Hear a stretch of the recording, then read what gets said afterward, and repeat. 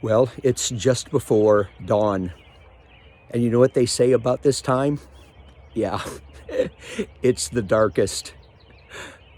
And the darkness before dawn can be frightening.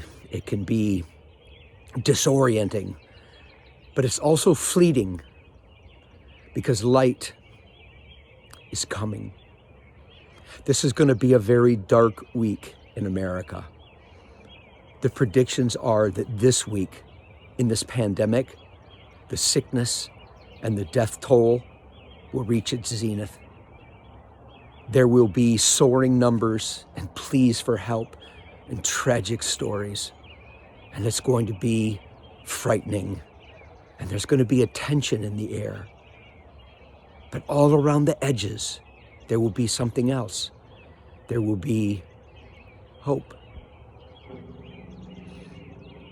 Hope that if we can just make it through this week, maybe things will get better.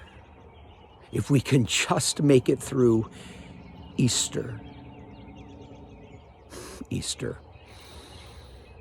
This very week was the darkest week in the earthly life of Jesus. It was this week that hostility crescendoed. Public sentiment turned against him. His own disciples forsook him, confused and afraid. And on Friday of this week, he was betrayed and beaten and crucified and buried. And the world was at its darkest. All seemed lost. And then came Sunday and resurrection. Isn't it fascinating that Jesus was resurrected at dawn?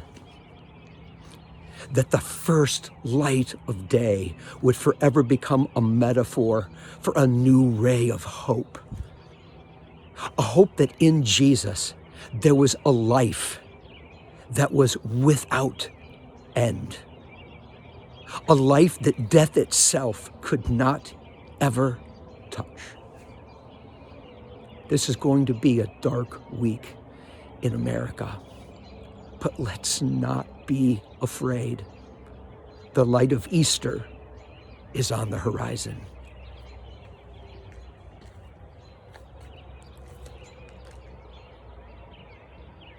We have hope, everyone.